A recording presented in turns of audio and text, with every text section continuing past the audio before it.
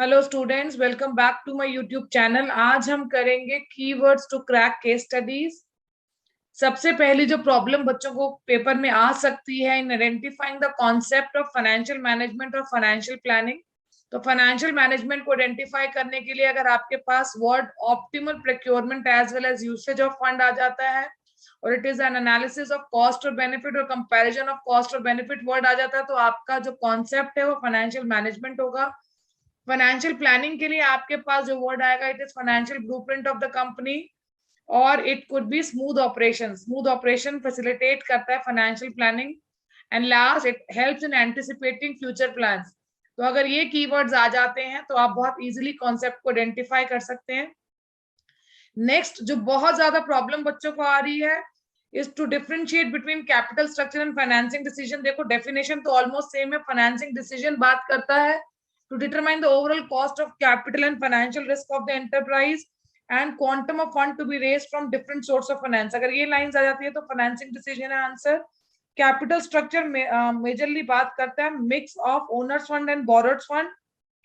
But अगर exam में topic आए तो बहुत प्रॉब्लम क्रिएट कर देता है। अगर question clearly can identify the financial decision और डिसीजन दोनों ही बात करें डेट और इक्विटी की, तो हमारा आंसर फाइनेंसिंग डिसीजन होगा। और अगर वो कह रहा है आइडेंटिफाई करो कॉन्सेप्ट, तो हमारा कॉन्सेप्ट कैपिटल स्ट्रक्चर होगा। फाइनेंशियल डिसीजन और की अगर हम बात करें और अगर हमारा कैपिटल स्ट्रक्चर की बात करें तो यहाँ पर जो पॉइंट्स हैं वो ओवरलैप कर रहे हैं। तो वो कौन से फैक्टर्स हैं जो हमारे फाइनेंशियल डिसीजन को अफेक्ट करते हैं? तो हमारे पास 7 फैक्टर्स हैं। First is cost, second is risk, third is flotation cost, fourth control, fifth cash flow position, six state of capital market और सेवन फिक्स्ड ऑपरेटिंग कॉस्ट। ये जो फिक्स्ड ऑपरेटिंग कॉस्ट है इसको लास्ट में लिखने का पर्पस यही था। यही एक ऐसा फैक्टर है फाइनेंशियल डिसीजन का जो कैपिटल स्ट्रक्चर में नहीं आएगा। बाकी के 6 पॉइंट जो वो कैपिटल स्ट्रक्चर में रिपीट हो रहे हैं।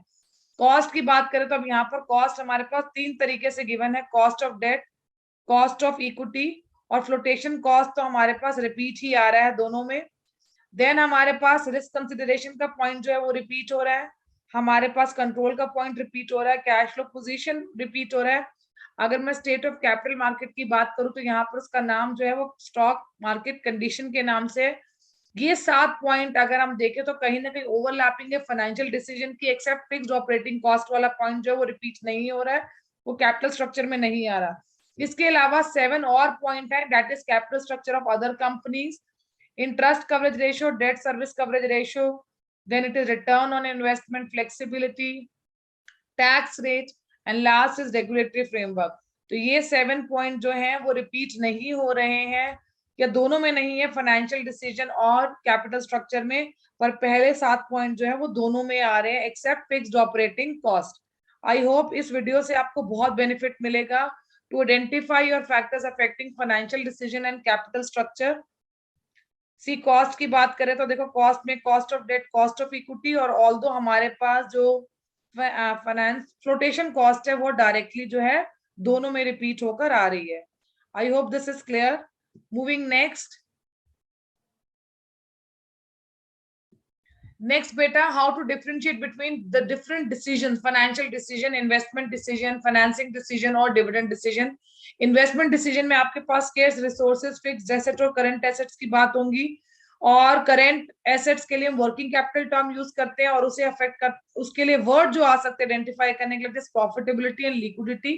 कैपिटल बजटिंग जिसे हम इन्वेस्टमेंट इन फिक्स्ड एसेट कहते हैं उसके लिए हमारे पास जो टर्म्स आ सकती हैं, कीवर्ड्स आ सकते हैं, their size of asset, competitiveness and profitability। Next है फाइनेंसिंग डिसीजन। इसमें हम long term source of finance की बात करते हैं और जो 2 सोर्सेज हमारे पास अवेलेबल हैं that is owners fund and borrowed fund. Again question में अगर लिखा identify the decision, identify the financial decision, तभी हमारा आंसर जो है वो फाइनेंसिंग डिसीजन होगा अगर it is talking about debt and equity और प्रपोर्शन ऑफ बोथ।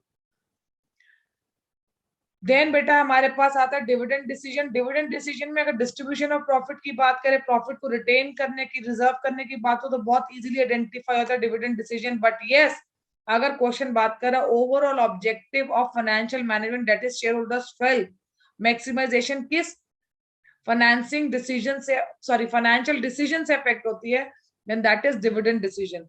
यानी क्वेश्चन कैसे सकता है, name the financial decision which affect the overall objective of financial management, that is shareholders wealth maximization. तो वहां आपका आंसर डिविडेंड डिसीजन होगा.